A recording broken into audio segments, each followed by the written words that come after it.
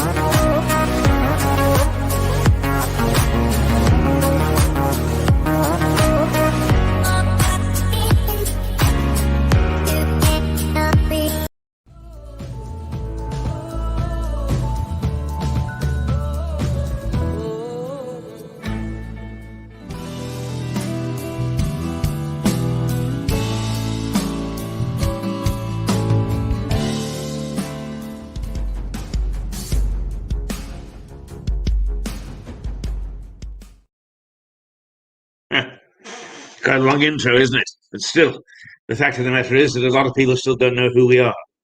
And that's a pity, because it's our own fault, but partly the fault of lockdown.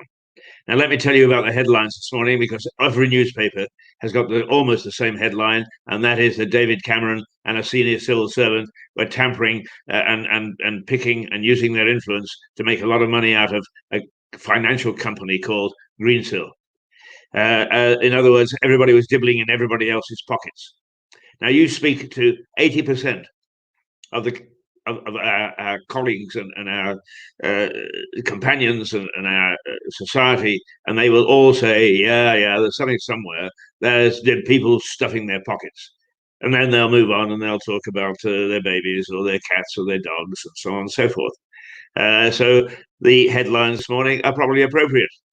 Yes, as one politician said to me the other day, something smells in the state of Denmark. Well, of course, there's the famous quote, isn't it? And I can't get it exactly right, but there's something rotten in the state of Denmark. And I think that actually things are starting to pour out now after we begin to ease away from the protection for everybody, all members of society, of lockdown. But there are three areas that we all pay lip service to as good middle-class people. One is homeless. Two is age.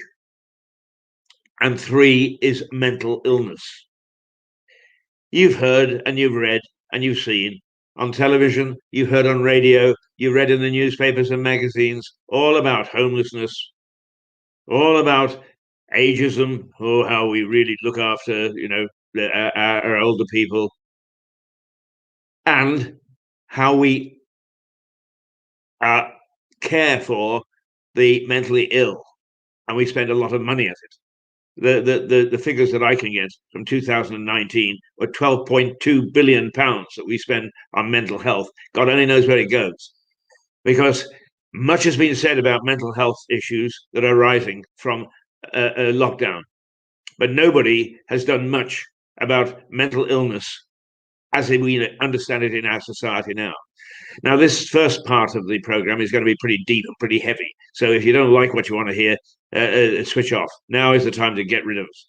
Come back in the second half, because there's a delightful new addition to our Terry's Pick and Mix, who is a newcomer and is going to be looking at the art side of Lewis for us.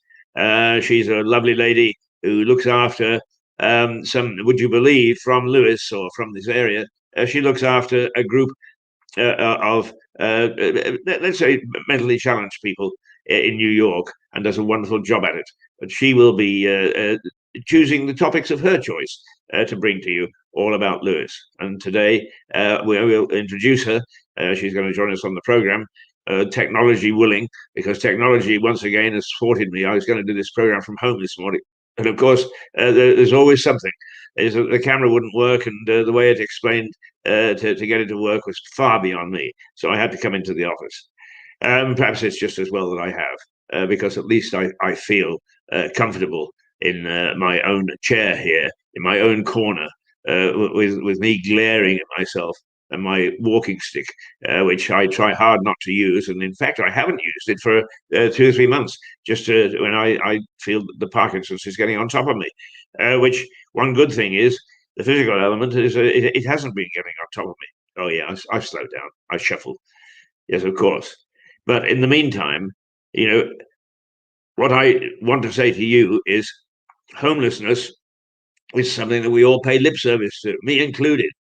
Oh God, there's a lovely chap called Colin before lockdown who's homeless, and I used to buy him a coffee every morning in Nero, and I felt good about it. And I gave him a bit of work, and so did one or two other people. And he's a very decent, very hard-working chap, a lovely bloke. And he's homeless. Okay, doesn't matter. He's homeless. We give him a cup of coffee. Well, when I was doing that, I was reasonably well off. I got a business that was beginning to flourish. It had been hard work, and I'd got some commissions for training in London. So I was okay, Jack. I was a few bob in the bank, nice way of life. I could go and have lunch or dinner or whatever with my pals in posh places in London. And then lockdown hit. Not to worry, the government's looking after just about everybody one way or another. Well, they're not. They didn't look after me.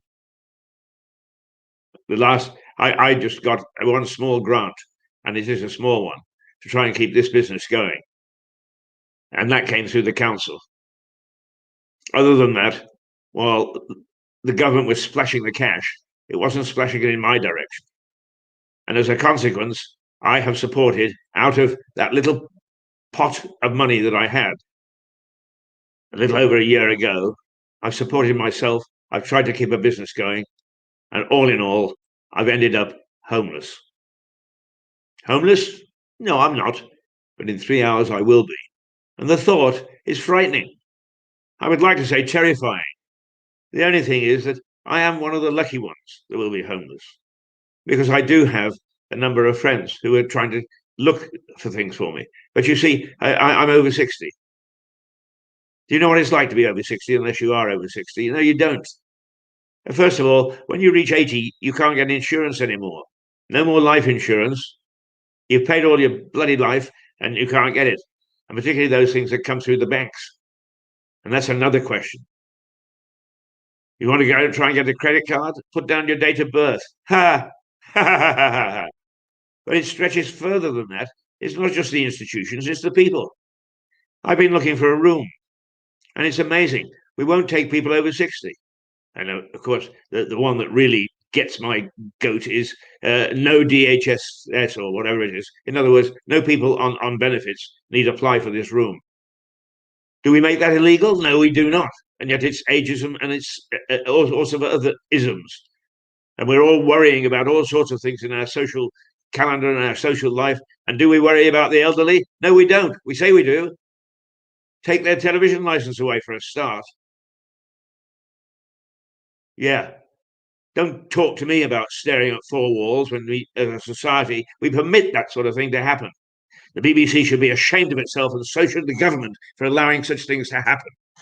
Oh, listen to him. Listen to the old man. Yeah, well, one day, God willing, you will reach my age and you'll start to find out what you can do and what you can't do because you're a bit elderly. I'm as active as they come. The other day, somebody asked me how old I was, and I admitted how old I was, and they couldn't believe it. They put me down at 65 because I'm active. Okay, I don't look it, pretty ugly old bugger, but nonetheless, I'm very active. I run a business. I do television. I go and I talk to the great and the good. I was training up until lockdown. Okay, so I don't look it. So people don't treat me that way until they see it on a piece of paper. Then try getting accommodation. Try saying, I want to actually not have a house anymore, which is too much for me. I'd like to go to a room. Ha! Well, anything that's advertised, we keep on saying that you can't be ageist. You can't be this, you can't be that. Ha, ha, ha. As a society, we should be ashamed of ourselves for not delving into these things. We just accept what we're told on social media.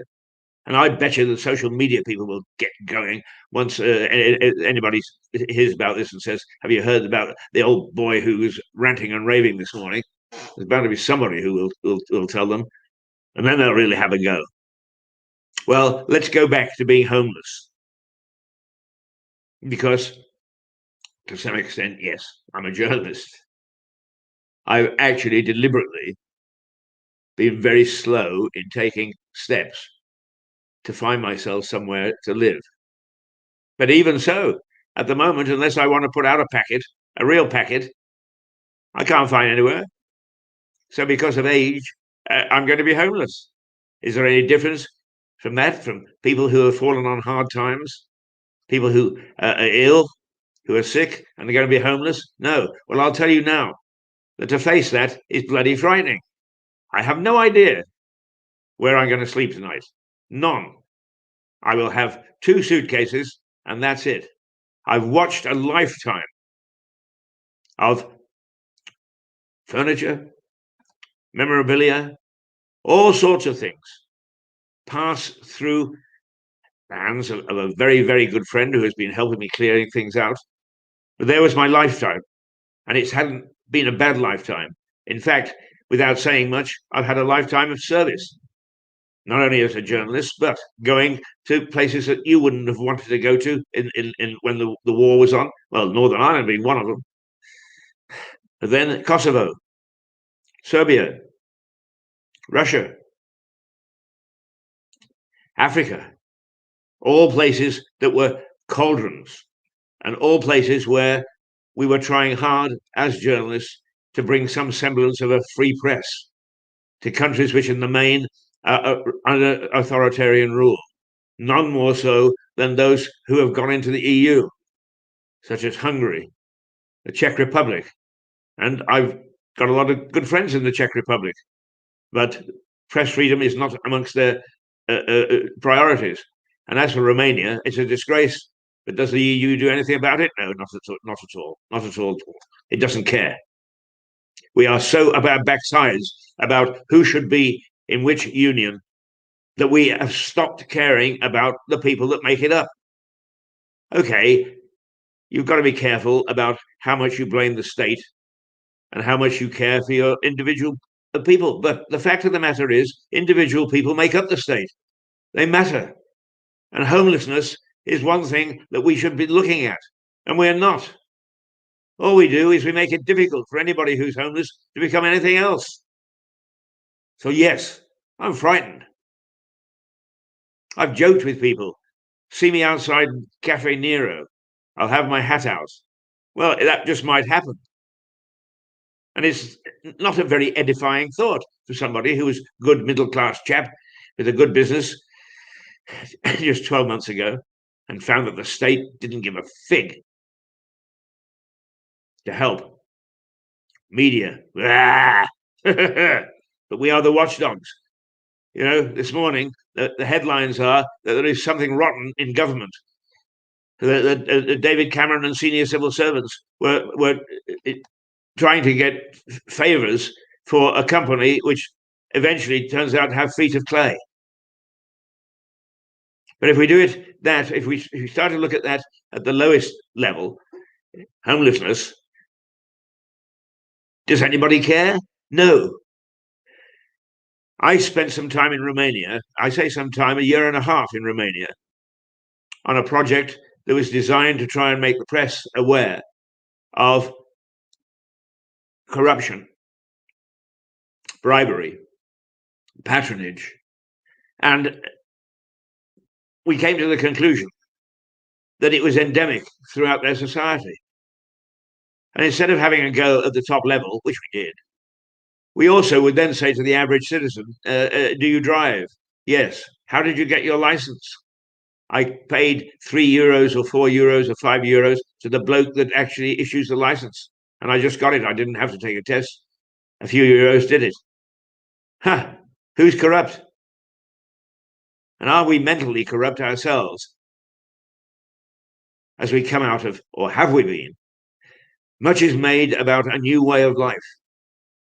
Differences once we come out of lockdown, once we rid ourselves of this dreadful scourge of COVID. Well, so far, I don't see much that gives me any sort of feeling of security, or that anybody even realizes what we become as a society, let alone address it.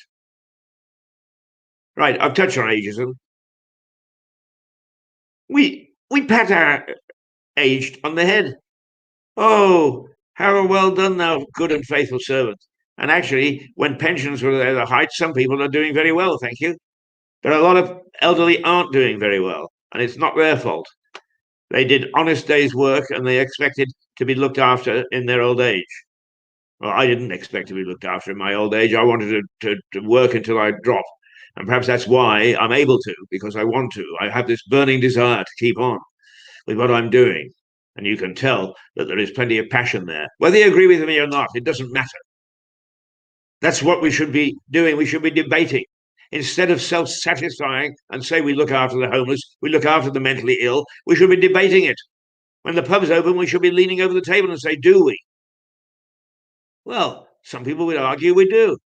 I'm arguing we don't. But nobody wants to enter into the debate. We do, and that's it. Full stop. Oh, what good people we are.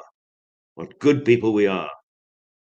And was there much of a fuss about taking the license away? Or taking a free license away from the elderly? No, it got into a big debate about whether Parliament was doing this and whether the BBC were doing that. Frankly, for what we get from the BBC, and I worked for them, I would shut it down and start again. John Reith, who started the BBC, would turn in his grave. He was a very moral man. He was a very rigid man. He wasn't an easy man to get along with, but by God, he knew what he wanted to do. And he did it at a time when there was no radio and no television. Now we've got tiers and tiers of people who are supposed to be specialists. And if you talk to them, the only thing that they understand is the BBC. It's become a monolith. Oh, yeah, we all understand the elderly. We all understand that they should make their contribution. They should pay a license. And not only that, hand it out to some bully boys who go knocking on doors and terrify the elderly. My God. And that's true of the banks and the credit card companies too. They don't care.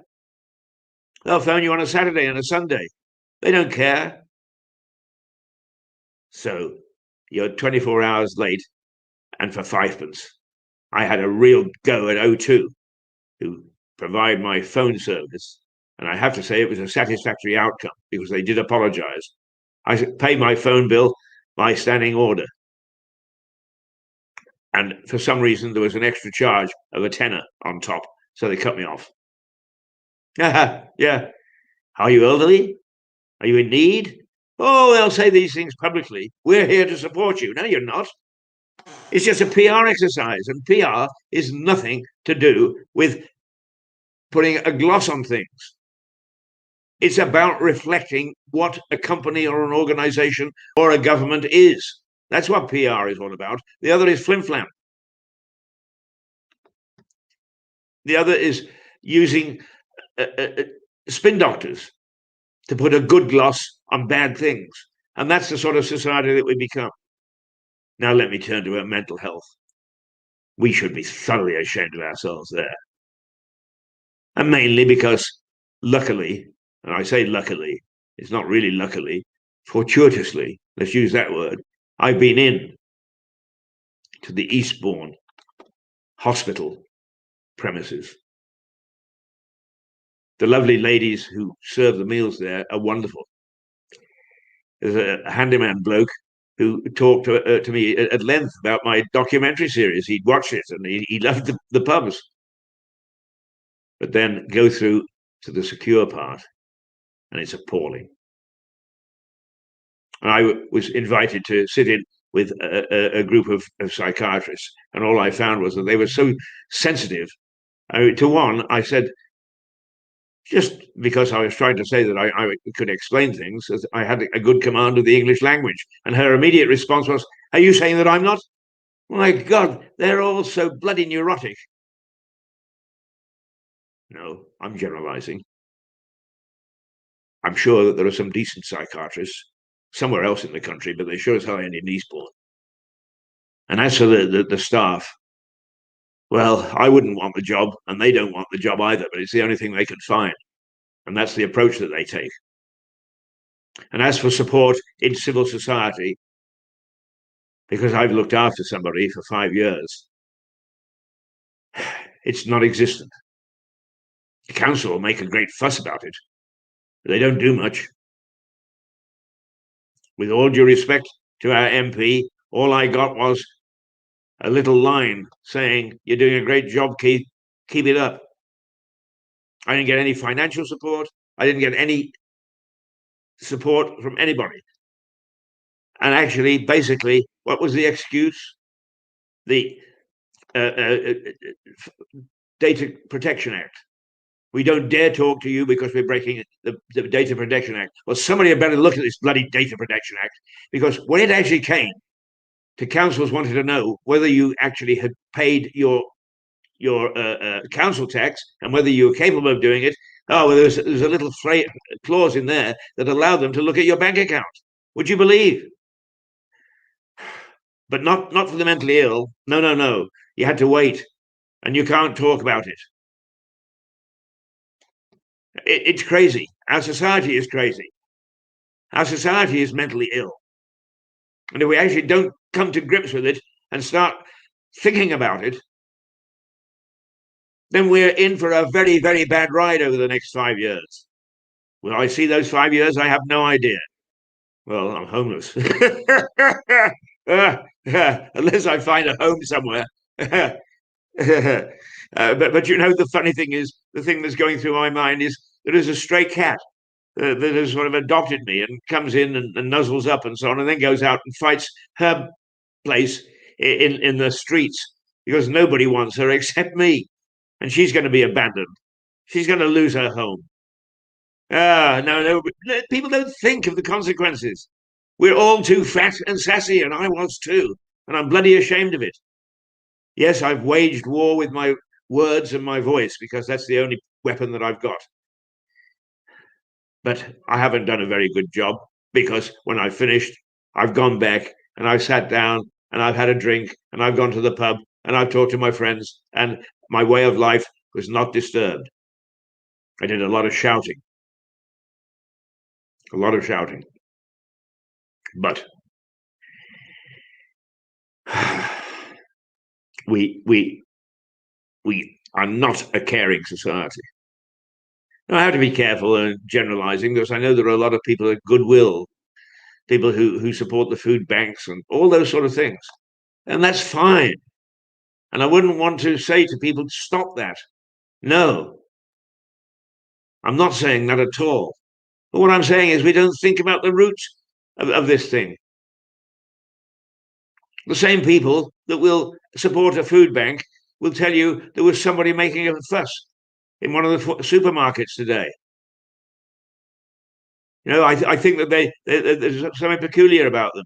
They're bloody mentally ill. You support the food bank, but you don't think why those people are mentally ill or what their background is. And our staff trained anywhere, including, I may say, doctors' surgeries, to deal with the mentally ill. No, basically it's, oh my God, there she is again. Whose turn is it to deal with her this time? Well, if we permit that sort of thing, if we're not prepared to address those sort of things, then let's go on the way we were. Let's go on pouring £12.2 billion into mental health. Let's appoint the future king to a head of a charity. If we're not going to ask the questions, if we're not going to get our fingers dirty, and that's one of the things that I can say with some pride, I've got my fingers dirty. I spent 15 years in Northern Ireland throughout the Troubles. I spent a year and a half in Kosovo immediately post-war. I spent a year in Romania, a year and a half in Bosnia, spent time in Africa. I spent time in Armenia and the Baltics. I've been there and I've done it. And with all due respect, unless you haven't a clue. You go on and support and give out mealy-mouthed, oh, we've got to do something about this, or yes, I give money to that. Will I have anybody at all who will speak to me after this? I don't know. But frankly, now that I'm facing being homeless, I don't care, because I can understand much better. Despite all the experiences I've had over a lifetime of journalism, I can understand now what really it's like. None of us know unless we face it. And am I asking you to become homeless just to see what it's like? No, that's my job as a journalist. Yes, I forced the issue. And I've got a lot of people that are saying, come on, we'll look after you. And I know they will. But even so, trying to handle it myself is frightening. It's terrifying. And I really am very, very upset about things, as you can probably tell. I'm not sure whether I am permitted through COVID rules to sit outside Nero with my cat this morning and try to rustle up a few bob. I'll let you know. But for the moment, I'm really worried about my cat. So was Dick Whittington, and he became Lord Mayor of London 3 times. So perhaps if I go back and I look after my cat and make sure that it's got a home somewhere, I'll become Lord Mayor of London as well. Yeah, pigs may fly. let's just lighten the mood, because I can see that our good friend Terry is ready to join me. It's 7:58. It's coming up. The headlines this morning is a Cameron and a Mandarin in the which are, anyway, it was a civil servant, and they got together and they colluded, if you like, what they should do about the Greensill scandal, and how they might get financial benefit from it. The other headlines: the Queen returns to royal duties after Prince Philip's death. A Mix and Max vaccine study extended to include Moderna and Novavax, so we can extend the jabs that we use. Scientists very concerned about a cluster of South African variant cases in London, so we're not out of the woods yet. And when I talk about homelessness and mental health and so on, try to think what we were and what we could become.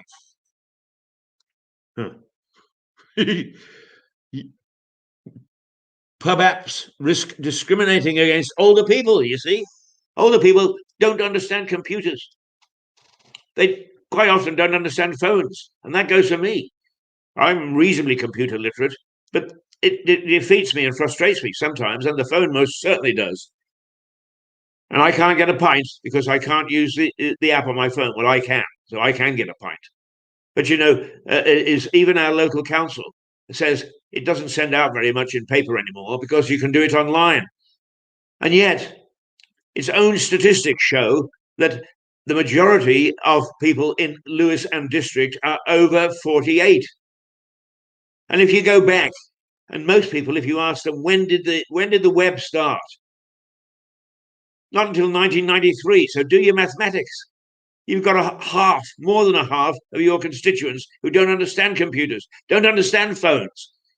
We're a mad society. We've gone nuts because we're doing very well, thank you. We all had a wonderful life. Oh, Keith, I wonder if Terry is talking to me after all this. But let's just remind you about who we are.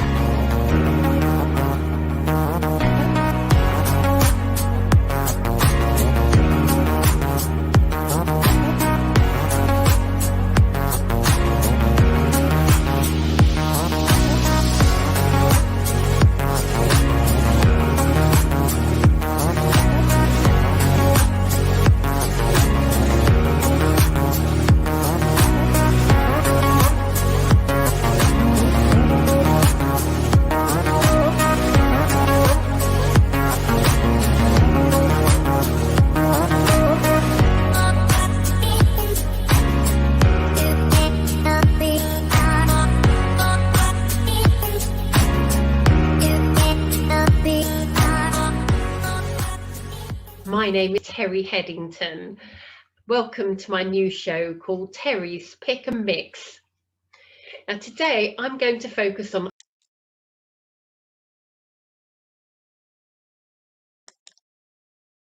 Well, there you are. Is as usual, I managed to cock it up, and why not? It is because somewhere lurking there is Terry. I can see her. Why can't we? I think it's because I let me do that, and let me do that, and hopefully, I think there we are. and The two I'm of us delighted together. to welcome Are we? Yeah. my guest called Anna Mccloud, a local artist from Lewis. Before we begin, how long have you lived in Lewis, Anna? I was not born, but I was definitely bred in Lewis. I moved here with my parents, and my mother has a long association with Lewis. I moved here when I was, I think, 5, and after a short break of 40 years following university, I'm back again, and I've been here for now nearly 7 years again. And I've gone all the way to living in the house next door to the one I was brought up in. Wow. Well, you see, I was trying to be clever, and I was trying hard to let Terry introduce herself, and now I've lost her.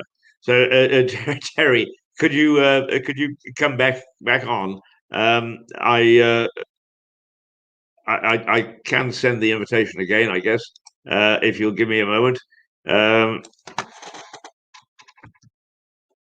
It's such a strange morning anyway. Who cares what we do and what we don't do? there we are, and I'm now going to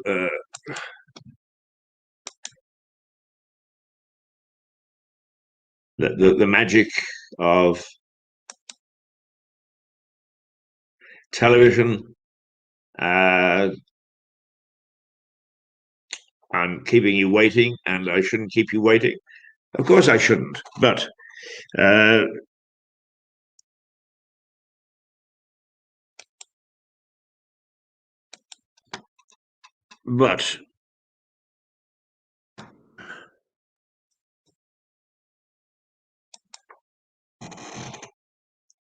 let's go back to me because I've been footling around there just to try and get Terry back. And what I'm going to do is to make sure I don't actually. Everybody, There's my name is Terry no, it's Headington. Welcome to my new. Oh dear. We're all 6 or 7, but hopefully we will get Terry back in a moment.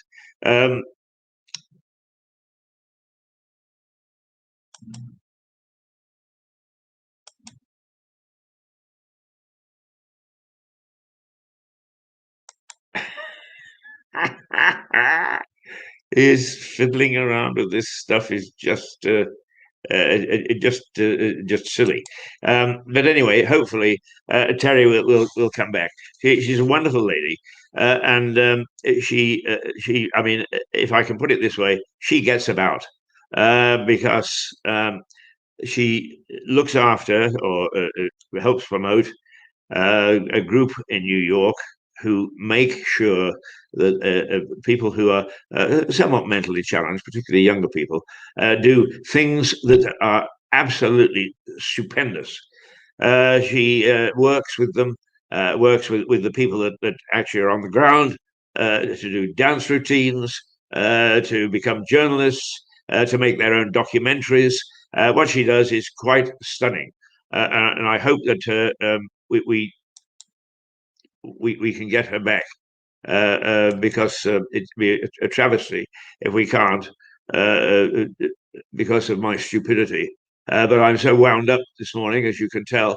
I'm not quite sure what we can do and what we can't do anymore.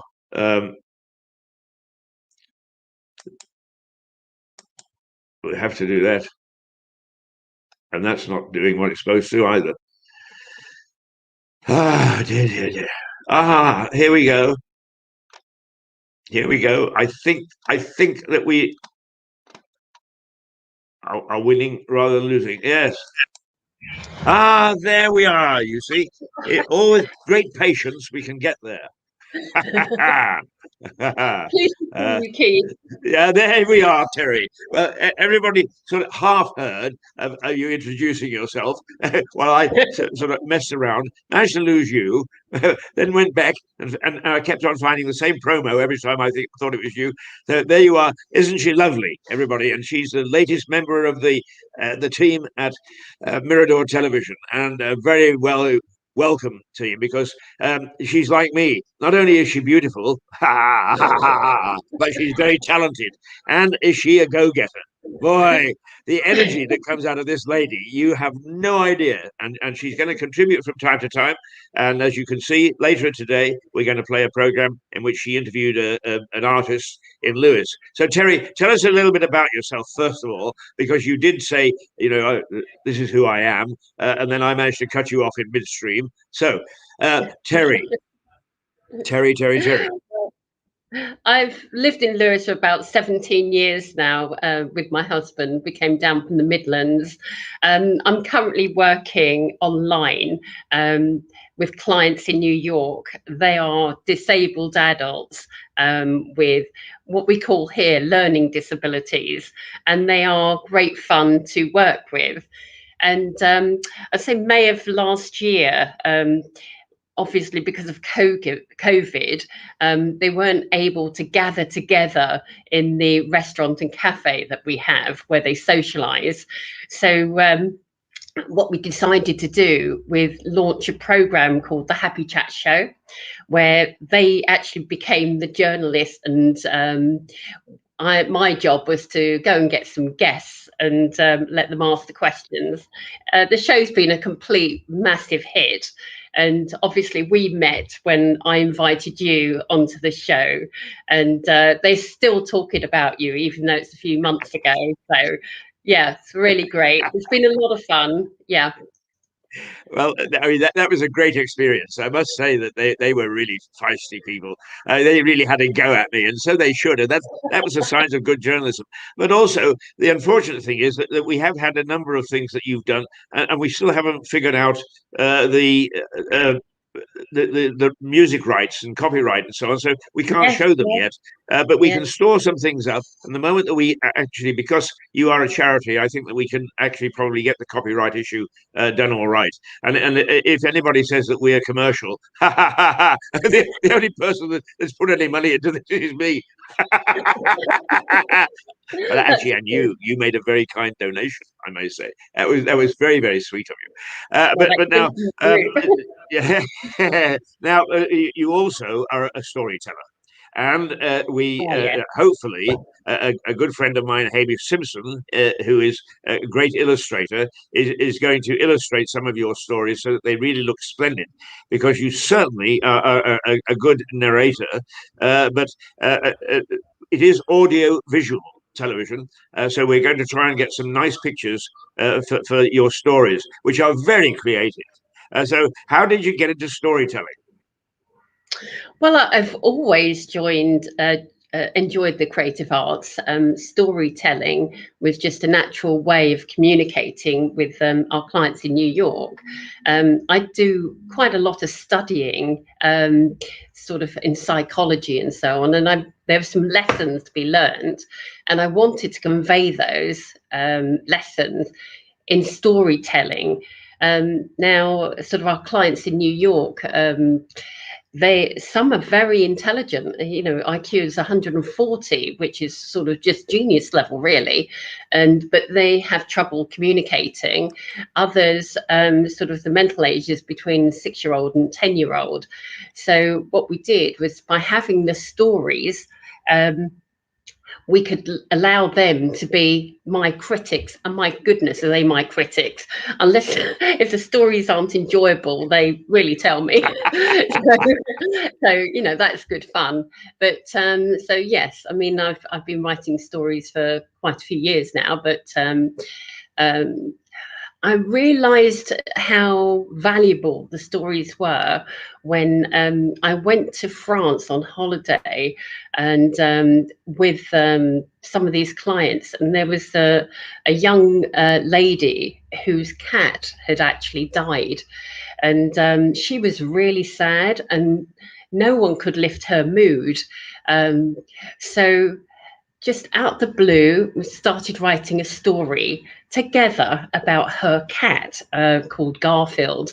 And we ended up with this cat, you know, sort of partying at night, and then going to Windsor Castle, and, you know, sort of playing football and doing all these outrageous things. And it changed her mood immediately.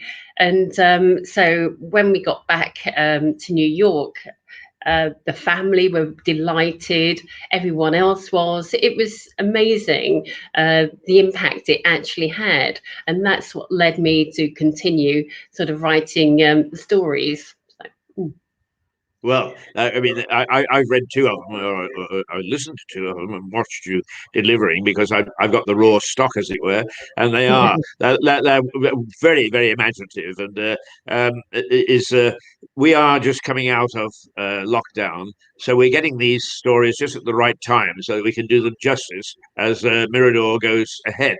And despite the fact that I'm homeless, I will pop into the office from time to time to make sure that Mirador does go ahead.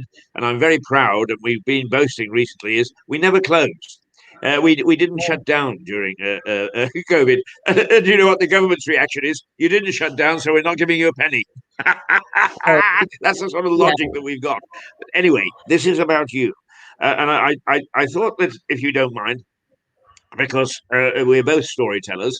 I'd like to tell you just a little story because when I was in Northern Ireland, and I spent 15 years there during the Troubles. We were able, as journalists, to get involved in various things and do some good things. And I got involved with MenCap, which helps the mentally strained. And it was their turn to have the Belfast Marathon.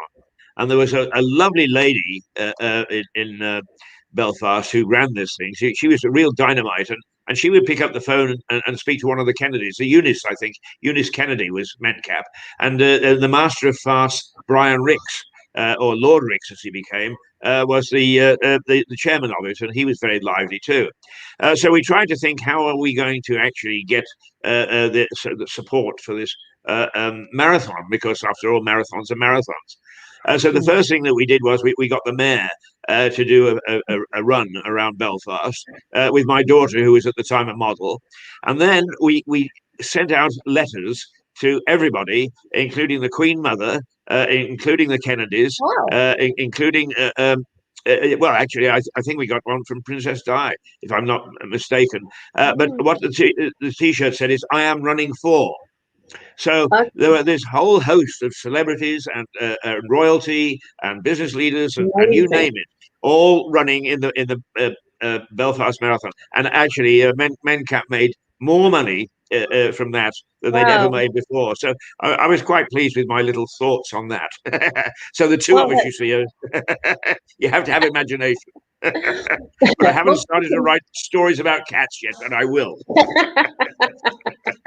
Well, talking about the mayors, I mean, we've been very, very fortunate because we invited the mayor of Lewes onto our show, and he was so charming with his wife. Everyone loved him, and that encouraged us then to connect with a charity in Lewes. And so we've been engaging in different activities. The clients from the Wellbeing Tree have come onto our show to have a watch, and now we interviewed one of them on the show as well. One of the ladies there is a writer, and she's written a couple of books which are on sale on Amazon. And again, an amazing, talented woman. She has cerebral palsy, but her mind is amazingly active, and she's brilliant. So this we were having such a great time in New York with the Happy Chat show that we reached out to the UK in Lewes, and also, funnily enough, the mayor of Windsor Maidenhead, and MenCap there. We spoke to someone at MenCap, and they came onto the show to have a look at what we're doing, to see whether they wanted to replicate it. So it's been great, really. Yeah. Which charity in Lewes are you now associated with? Well, it's the Wellbeing Tree. Yeah. Right. So I can expect any moment now a phone call from you saying, "Guess who I'm representing? What are you going to do?" I mean, we're very, very happy to help any charity, and indeed, Susan Harris does photojournalism for us. She does little shots of Lewes so we can show what a wonderful place it is, and she is a cancer research support. Oh, okay. And we actually do a program which we had to cut back because of COVID, because we couldn't have anybody in the studio. But there is a lady here, Leslie Nora Hills. Oh, she's just charming. She's 80, and we bump into one another in the street, and we stop and have a chat. But she paints people. She's painted the Duke and Duchess of Sussex, right down through Boris, down to me.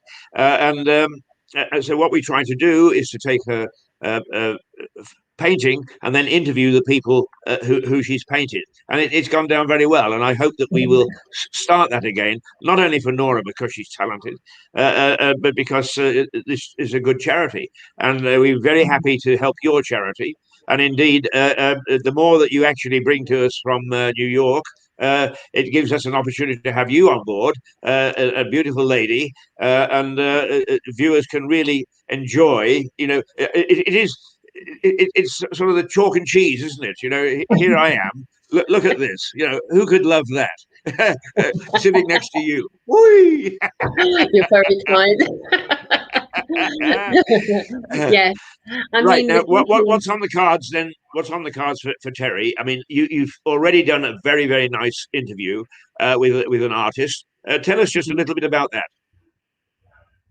Anna Mccloud, she's a local artist in Lewes, and very talented, and she's been drawing for many, many years.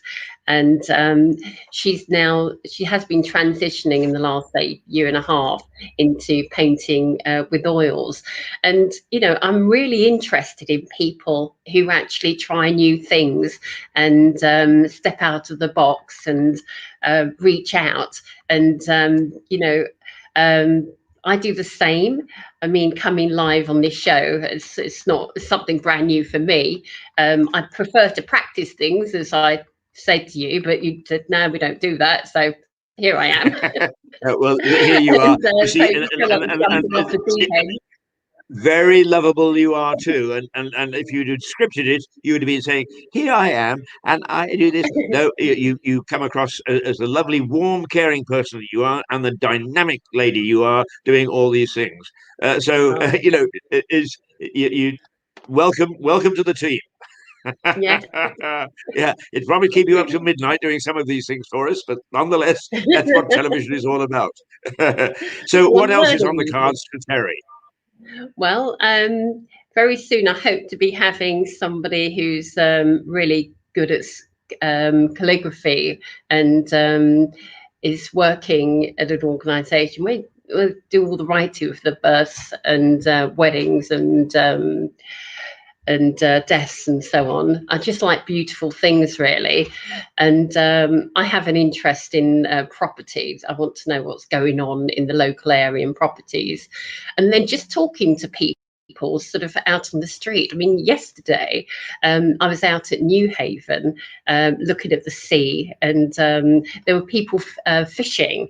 And there was this man who got his rod out, and then he got another rod out, which was longer than the first one. And he looked really good. He knew exactly what he was doing. So I just asked him, what are you fishing for? And he then explained that it had only just started. And he'd borrowed the kit from his brother. And we ended up chatting for about 10, 15 minutes. And he was a very interesting character. It turns out that he'd run his own karate school for many years. And then he's gone on to do Tai Chi. So we talked about lots of different things, so how he got involved and so on. And I have to say, I was quite intrigued. So I should be ringing him later to have a chat to him. So lovely.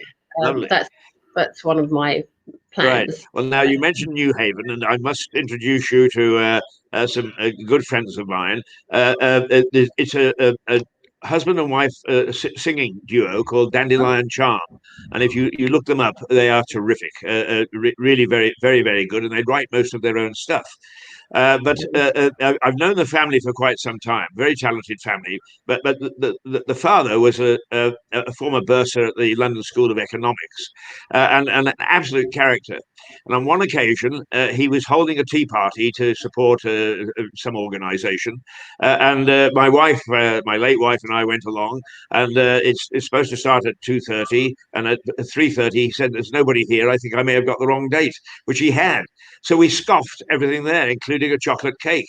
And then in the week, he phoned me in a panic and said, "The lady who donated the cake wants to come and give it away next week at the tea party, and we've eaten it." So we spent days scouring Lewes looking for a chocolate cake, and we couldn't remember what the original looked like anyway. But our guess was good enough, so we got away with it. But they're a wonderful family. It is it's Claire and John Dandelion Charm. And Mary and Clive Shorthouse, who are the complete nutter characters. Incidentally, I've just had a rant about older people. Mary at 70 something went and got a PhD. So you know there are those of us that are still fairly active. Yeah. not forgotten by the BBC.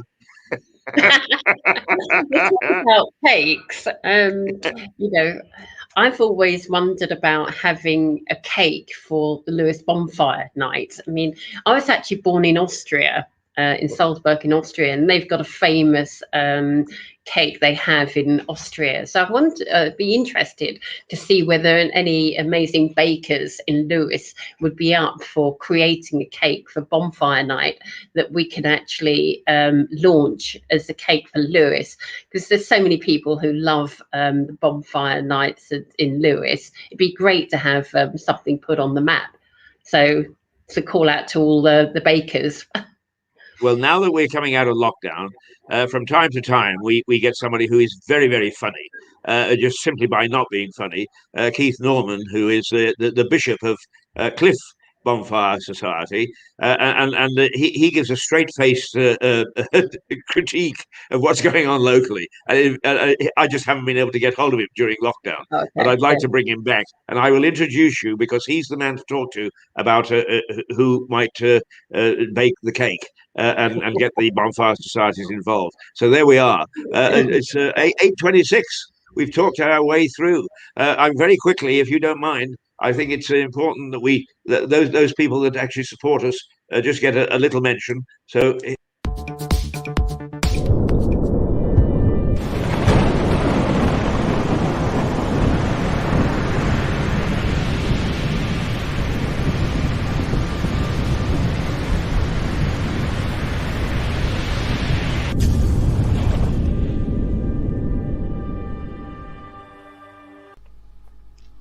When you've missed the train, don't despair. Have a nice cup of coffee.